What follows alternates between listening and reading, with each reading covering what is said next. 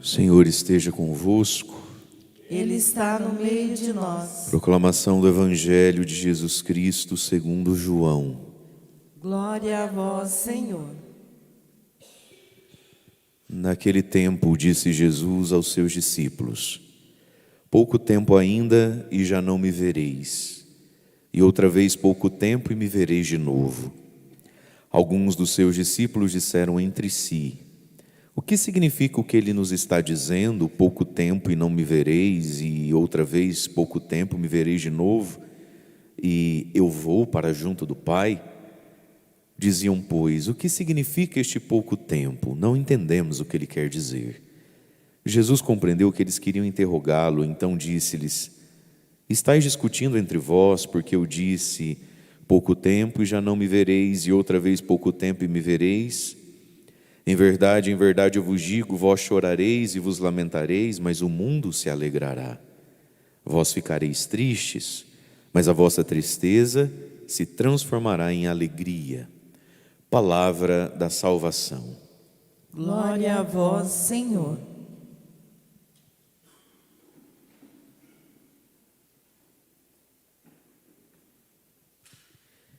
Vós ficareis tristes, mas a vossa tristeza se transformará em alegria. Irmãos e irmãs, o Evangelho de hoje e amanhã, Jesus vai falar a respeito da tristeza, apontando a tristeza como um primeiro momento e uma preparação para o dom da alegria, né? E a igreja proclama para nós esses evangelhos, sobretudo para nós brasileiros, né? Porque, na verdade, amanhã é o dia da ascensão de Jesus ao céu. Mas nós celebramos, já colocamos isso sempre no domingo da frente, que é para mais pessoas poderem participar da solenidade da ascensão.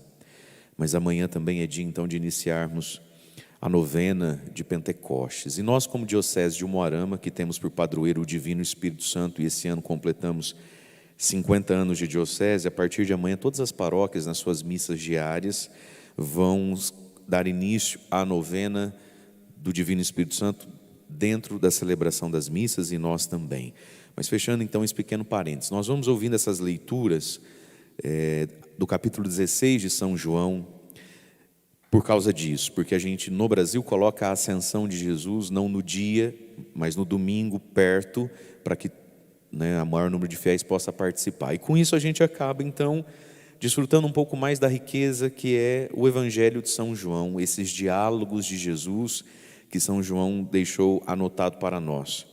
Então, o tema do Evangelho de hoje e de amanhã é o papel da tristeza na nossa vida. A tristeza tem um papel na nossa vida, e ela precisa ser interpretada à luz da esperança dentro da qual essa tristeza está fazendo parte. Quando a gente vive a tristeza só porque a coisa é trágica, quando a gente vive a tristeza, e essa tristeza ela é algo desconexo da minha vida, e ela simplesmente chegou para me atazanar as ideias, para me fazer sofrer, essa tristeza é uma tristeza sem fruto, mas não só, é uma tristeza perigosa, porque põe a perigo a paz e a fé que existem dentro de nós. Mas no Evangelho de hoje, no Evangelho de amanhã, Jesus vai nos ensinar a ler e sentir mesmo. A tristeza precisa ser sentida, né? Sentir a tristeza, saborear a tristeza, não com apego e nem com gostinho de quero mais, Deus me livre, né? Mas fazer a experiência necessária da tristeza dentro de algo maior. As nossas tristezas podem estar, precisam estar dentro da esperança. Então a esperança gera em nós as realidades de Deus, nos coloca em preparação, em movimento e em espera para as realidades de Deus. Então a esperança faz parte desse caminho. O problema às vezes da nossa vida é que as nossas tristezas estão desligadas da fé, desligadas da esperança, desligadas da palavra de Deus, e então as nossas tristezas viram tragédia, viram desespero, viram pânico, viram amargura, né? Então Jesus vai dizer aqui para os seus discípulos no Evangelho, João 16, falando da sua morte e ressurreição: pouco tempo ainda já não me vereis, Isso aqui é uma quinta-feira à noite, daqui a pouquinho Judas chega com os soldados, né? O traidor com os soldados romanos, e Jesus então vai ser preso, torturado e morto na sexta-feira. Pouco tempo, já não me vereis, porque ele morre.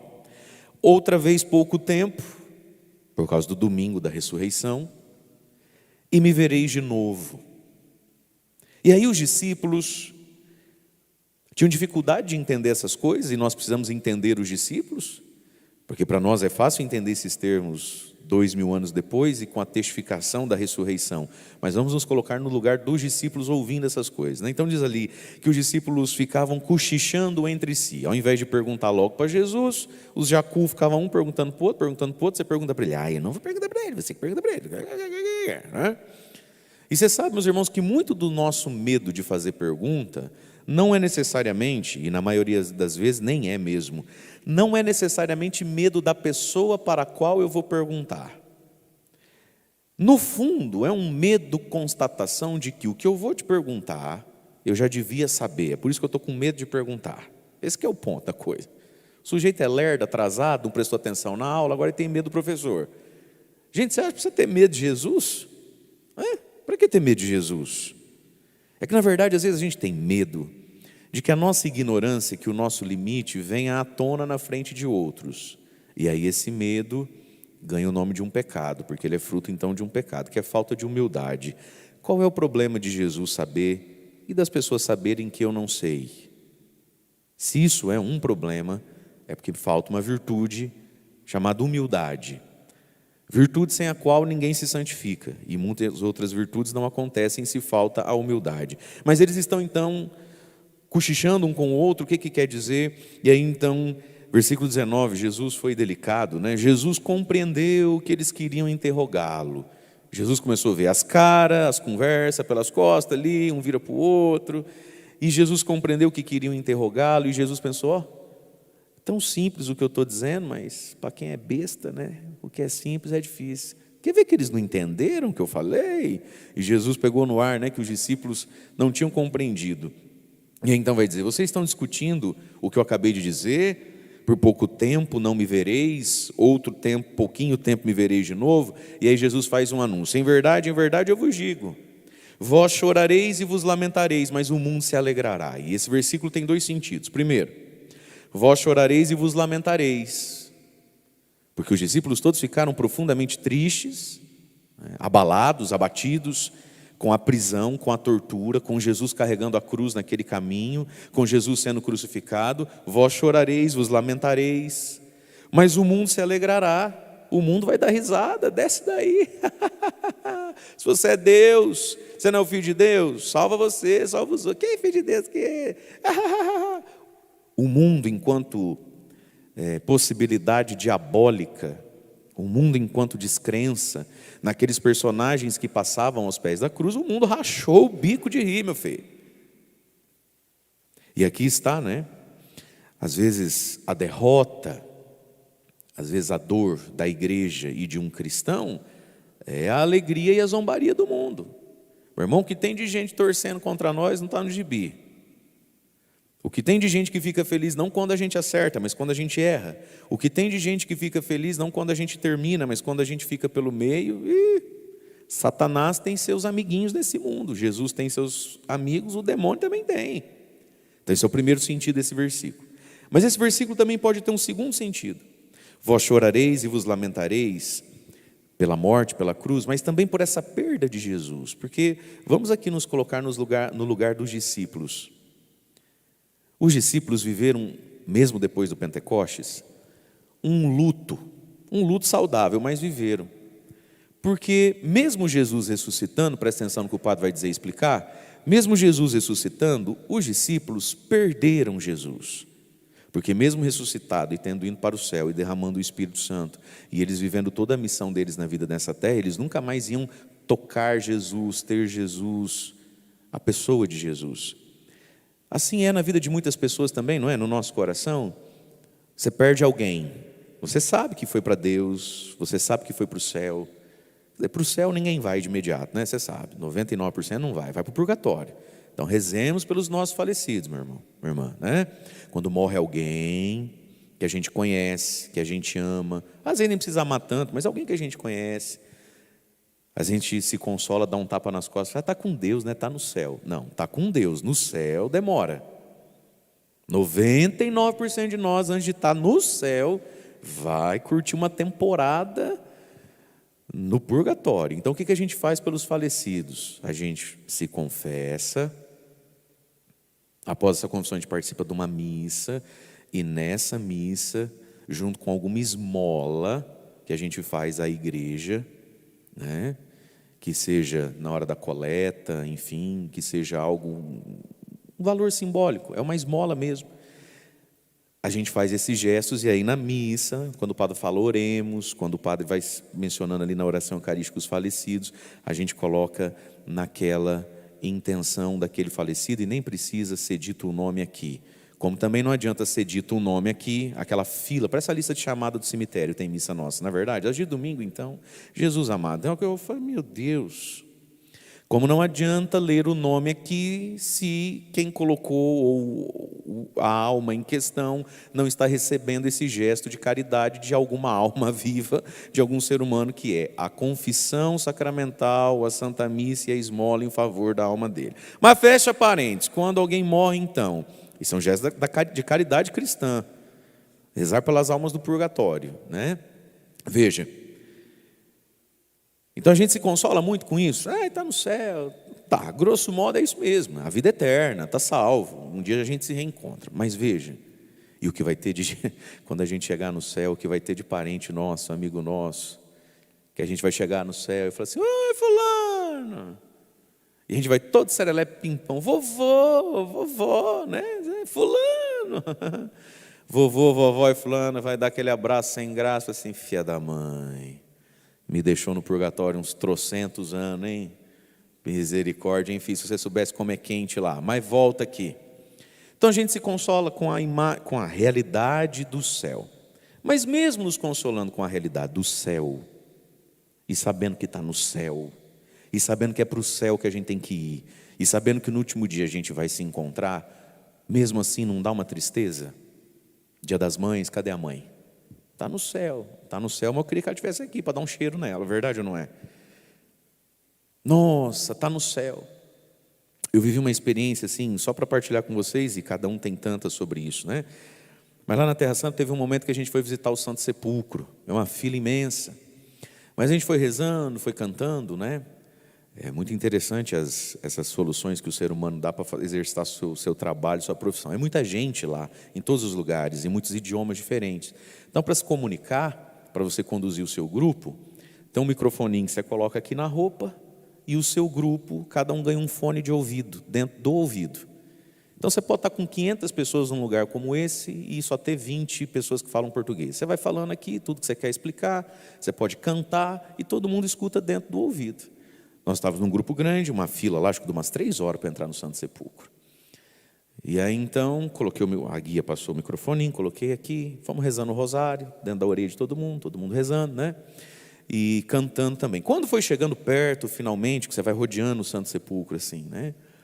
Então a gente estava do ladinho dele, ele é tipo uma pequena igrejinha dentro de uma basílica imensa, e ali dentro está o Santo Sepulcro.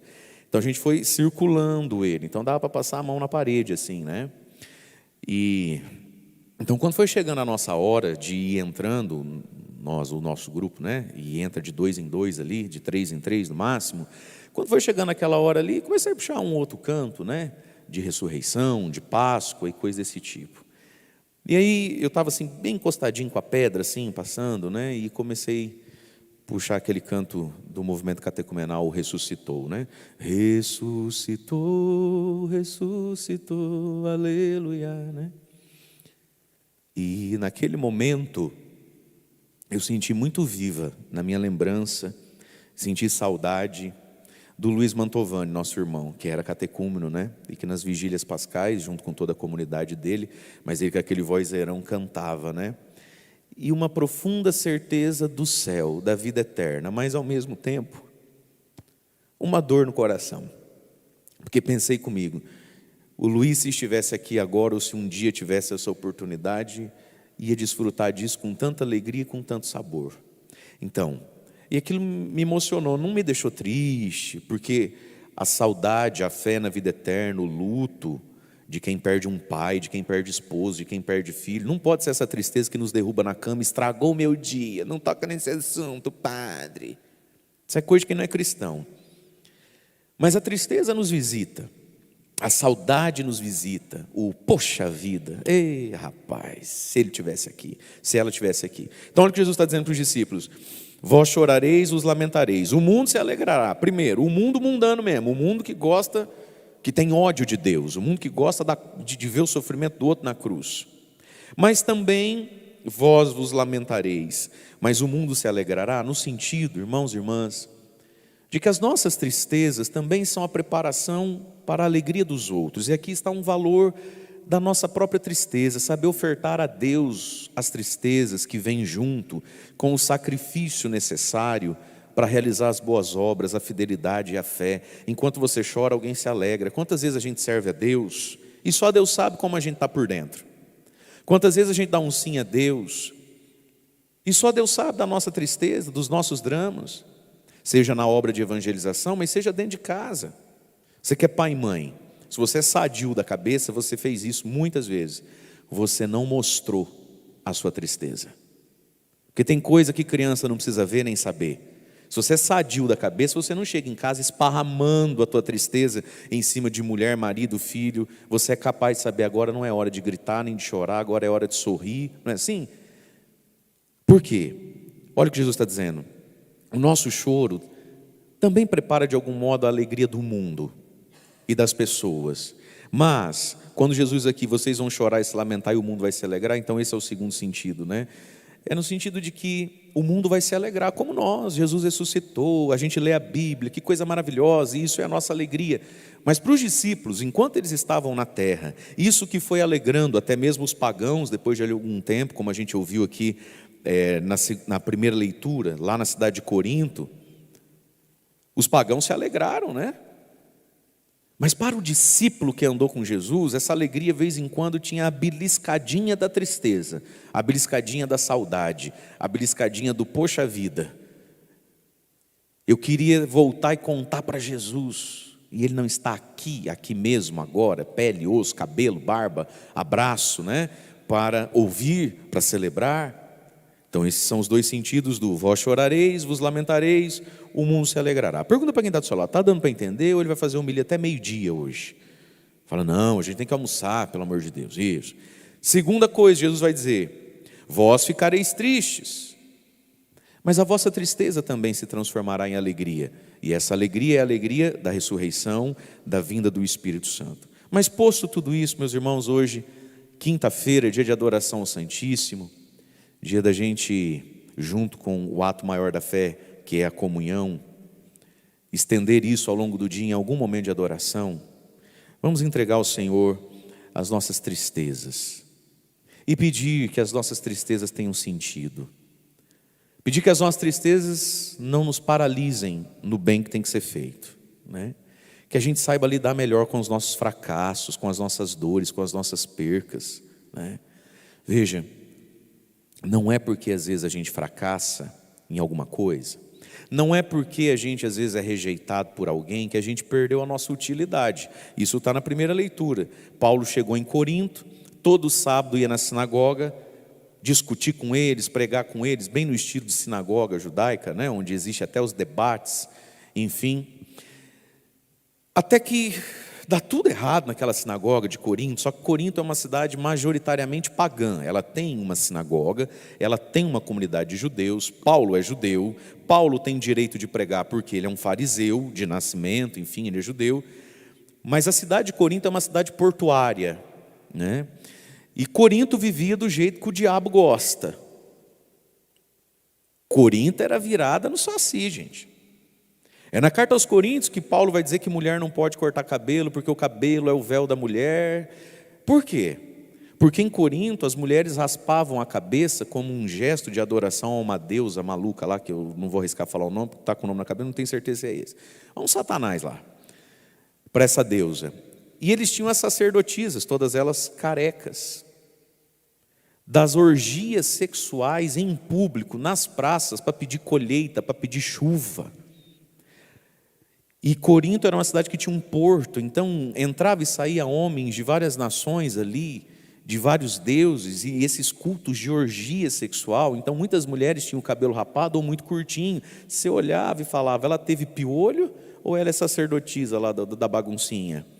Por isso que quando vai formando a primeira comunidade cristã em Corinto, Paulo não gosta desse negócio de cabelo curtinho, porque lembra, está muito perto. É como hoje, gente, existem alguns trejeitos e algumas aplicações sobre o corpo humano que você olha e fala, olha, ai, Deus vê o coração, padre. Deus vê o coração. Eu, como não sou Deus, estou com medo do que estou vendo. É assustador. Deus vê o coração. Eu sou Deus. Eu só estou vendo uma pessoa que eu não sei se é bandido, não sei se é bandida, não sei se é promíscuo, não sei se é do cão, eu não sei o que é isso aí. E tem coisa que não é preconceito, tem coisa que é um senso comum. Você bate o olho e fala, eita. E é por isso que na carta aos Coríntios Paulo vai dizer, o cabelo da mulher é tão bonito, é o véu com a qual ela cobre a cabeça, até para rezar, né? Diante de Deus. Vocês vão ficar tudo careca com esses cabelos. Como nós vivemos hoje num mundo e num tempo onde isso não existe mais, onde isso não tem vínculo nenhum conosco, as mulheres que quiserem cortar o cabelo curtinho, porque fica mais fácil de pintar, de lavar, ou melhor, para o verão, fiquem à vontade, minhas senhoras. Amém? Tem coisa que não faz parte do essencial da fé. Tem coisa, por exemplo, na carta aos Coríntios, que é Paulo pastoreando uma comunidade. Dali a gente tira o que pode aplicar a nós, mas hoje para o nosso uso, para os nossos costumes, pode cortar o cabelo. Fica tranquilo aí, baixinho, né? Gostosinho, legal, isso. Fique em paz a senhora também. Mas veja, Paulo deu errado em Corinto. Aí o que diz ali na palavra que a gente ouviu, né? Ele sacode a veste, fala, ó, eu tentei, eu lutei, vocês são duros demais, aí vocês se acertam com Deus. De agora em diante eu vou aos pagãos. E aí olha o que diz, então, saindo dali, da sinagoga, Paulo foi para a casa de um pagão, o homem não era judeu, um certo Tício Justo. Ele era adorador do Deus único, ele não acreditava em muitos deuses, era um coisico de fé. Paulo falou, tá bom, vou começar com esse aí, deve ser melhor falar com esse do que com esse povo da paróquia lá, Deus o livre, que morava ao lado da sinagoga. Gente, olha só, Paulo nunca mais foi numa sinagoga e começou a se reunir na casa ao lado. Crispo, porém, Crispo, isso é nome de dar para um filho, gente. Crispo, ó, o chefe da sinagoga, acreditou no Senhor com toda a sua família. O chefe da sinagoga. E muitos coríntios começaram a acreditar, que escutavam Paulo, acreditavam e recebiam o batismo. E aqui foi o início da evangelização de São Paulo, o apóstolo das nações às nações, quando ele deixou de ir numa sinagoga para começar a ir na casa ao lado, na casa de Tício Justo, um pagão. Veja, Paulo fracassou, Paulo deu errado. Mais para frente, numa das suas cartas, Paulo vai dizer assim, irmãos, tenho comigo uma grande dor. Os meus irmãos judeus, se eu pudesse, eu pediria a Deus que Deus me apartasse de Cristo, me mandasse para o inferno, se com isso eles pudessem se salvar. Paulo carregou essa dor o resto da vida e do ministério dele. Uma dor, uma saudade, uma dó dos seus irmãos fariseus, judeus. Com eles Paulo fracassou. Mas o que Paulo fez com essa tristeza? Tem que seguir a vida, não tem?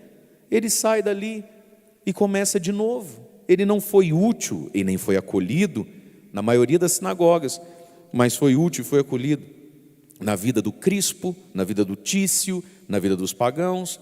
Portanto, irmãos e irmãs, hoje é um dia da gente colocar diante de Deus nossas tristezas, nossos fracassos, para que a tristeza não nos paralise. Não paralisou Paulo, ainda que lá na carta dele, muitos e muitos anos depois, ele revela que ele sente a visita da tristeza de vez em quando, desse fato aqui. Mas coloquemos hoje as nossas tristezas diante de Jesus sacramentado. Também para que as nossas tristezas tenham fruto, e as nossas tristezas podem ser oferecidas, nossas lágrimas e dores, pela conversão da humanidade, pela conversão das pessoas, para o bem da igreja.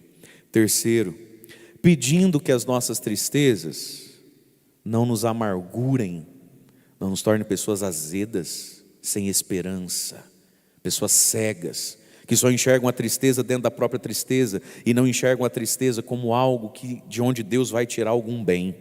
Quarta coisa, peçamos a Jesus hoje no Santíssimo Sacramento, que as nossas tristezas nos amadureçam e nos dilatem, para que as novidades de Deus, sobretudo o Espírito Santo de Deus, nos visite. Se a gente não pode mudar uma tristeza na vida, se a gente não pode mudar um fato na vida, e às vezes o fato que a gente não consegue mudar é uma pessoa que a gente muito ama, se a gente não pode mudar as coisas, a gente tem que consagrar isso a Jesus e dizer: Senhor, que tudo isso me dilate, aumente o tamanho da minha alma, do meu coração, para que quando o Espírito Santo vier, e Ele vem todos os dias, a gente não seja tacanho, mesquinho, sabe? A gente seja capaz de reter mais da abundância de Deus. Deus é como uma cachoeira, o Espírito Santo é como uma cachoeira imensa. Se a gente vai diante dele com uma frestinha só, rachada, pequenininha, quanto de água entra ali? Pouquinho. Mas se a gente vai aberto, com um gargalo grande, a gente retém muitas coisas. Portanto, as nossas tristezas também nos preparam para as visitas de Deus. E talvez, meu irmão, minha irmã, o pouquinho ou o muitinho que do Espírito Santo a gente tem dentro de nós, a gente adquiriu justamente na tristeza. Porque quando às vezes a gente passa umas dores na alma mesmo, é que a gente fica mais molinho, mais aberto, e Deus vai colocando dele mesmo em nós. Talvez se você olhar para a sua vida e olhar para a minha vida, o pouquinho ou o muitinho, Deus é que sabe, de Espírito Santo, do próprio Deus que a gente tem em nós, a gente absorveu isso quando? No dia que a gente subiu na balança e viu que emagreceu 4,7 kg, saiu dali, já foi trocar o carro num carro zero, chegou em casa e o filho falou: "Oh, papai, passei na faculdade federal, não sei da onde." Foi nesse dia que a gente ficou cheio do Espírito Santo e mais dilatado para Deus. Oxalá fosse um ou outro é capaz de ficar assim mais mole e aberto a Deus na graça, na bênção e nas vitórias. Gente assim já amadureceu na fé. Mas a grande maioria, tristemente, realmente, mas até disso Deus usa, para ficar um pouquinho mole, para abrir um pouquinho, foi quando? Nas tristezas todas da vida. Portanto, hoje, ao comungar e diante do Senhor, entreguemos as nossas tristezas e peçamos sobre elas um batismo no Espírito Santo, um batismo de esperança. Porque Jesus diz: "Mas a vossa tristeza se transformará em alegria." Louvado seja nosso Senhor Jesus Cristo, para sempre seja louvado. Vamos ficar em pé. Momento das nossas preces. Coloca a mão no seu coração. E para as nossas tristezas nós queremos proclamar: "Vós sois meu Deus, no qual confio inteiramente." E oferecer a nossa vida ao Senhor. Vamos cantar isso: "Vós sois meu Deus, no qual eu confio inteiramente." Senhor, nas minhas tristezas, nas minhas lutas, nas minhas dores, nos meus desafios, nas minhas contrariedades, eu quero tomar posse dessa palavra. Vós ficareis tristes, vós chorareis, mas a vossa tristeza se transformará em alegria. Senhor, hoje no teu altar, hoje nessa celebração, hoje como resposta ao Evangelho, às leituras, ao Salmo, como resposta à pregação da palavra, nós queremos proclamar isso, Senhor. Vós sois meu Deus,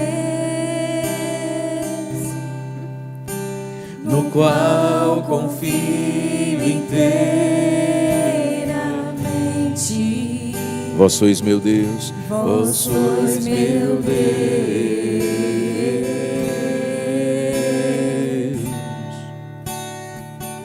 Vós sois meu Deus. Mais uma vez, vós sois meu Deus, proclamemos: Vós sois meu Deus, no qual confio inteiramente. Vós sois meu Deus.